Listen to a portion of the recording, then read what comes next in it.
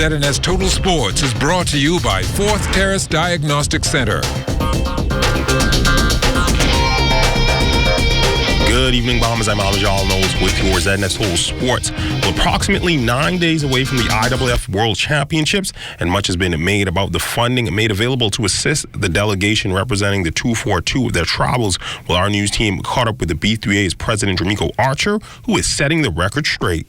But where we are is that the ministry maintains the position that we will receive $25,000 in the specific grant for the World Championships. There will be an additional $25,000 that would be provided to the B3As, which is earmarked for its annual government grant. Now, the government grant is obviously a grant that allows the B3As, it's a nominal figure that allows the B3As to take care of its administrative responsibilities just for the maintenance of our program. But she and I have spoken about the need to increase the grant, just so that we can ensure that we can reasonably cover expenses. And so I've been directed to communicate with the permanent secretary, as well as the director of sports. Archer adding that up to this point, they have not received the money despite the funds being allocated.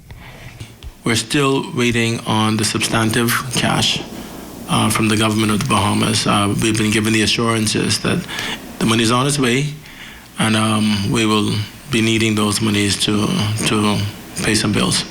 Monies are slowly trickling in, and we've had some private donors, we've had some people who have made smaller contributions. In fact, I was pleasantly surprised when Sir Franklin Wilson contacted me to say that he's pledging 10% of the shortfall from him and his wife, Lady Sharon Wilson.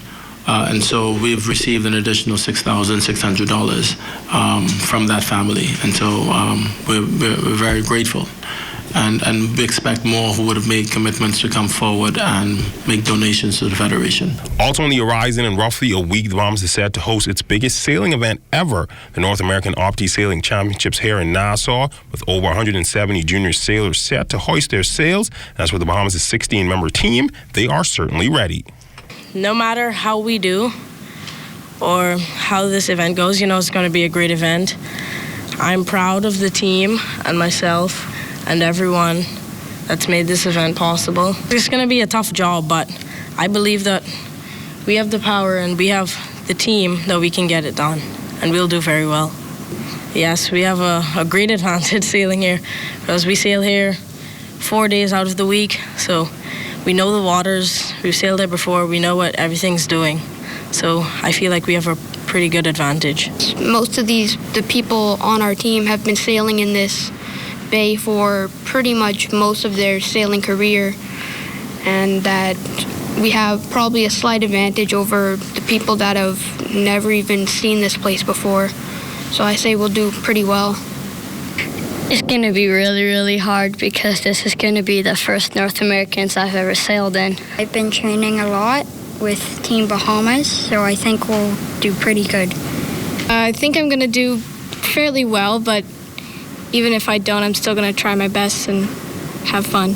In news from WMA playoffs last night, Jonquel Jones posting 16 points and 7 rebounds, helping leader Connecticut Sun to their first playoff victory since 2012 with an 84-75 win over the LA Sparks. Connecticut never trailed in the fourth, outscoring the Sparks 25-17 over the final 10 minutes. The Sun, who lost their final 2 regular season games, had not played since September 8th and came out a bit slow, missing their first 4 shots. Jones, before the game, was presented with the award for top rebounder in the league. Game 2 is set for Thursday. In the wake of the aftermath of Hurricane Dorian, a Bahamian superstar athlete turned neurosurgeon is doing his part to give back. Myron Roll, a third-year MGH neurosurgery resident, is a member of the Massachusetts General Hospital Center for Global Health, Offices of Global Disaster Response Team, as they are currently in Grand Bahama providing medical support. Through his foundation, Roll previously established his Play for Progress program, aimed to introduce 3 basic principles to his participants: the fundamentals of football, education, and personal development. I called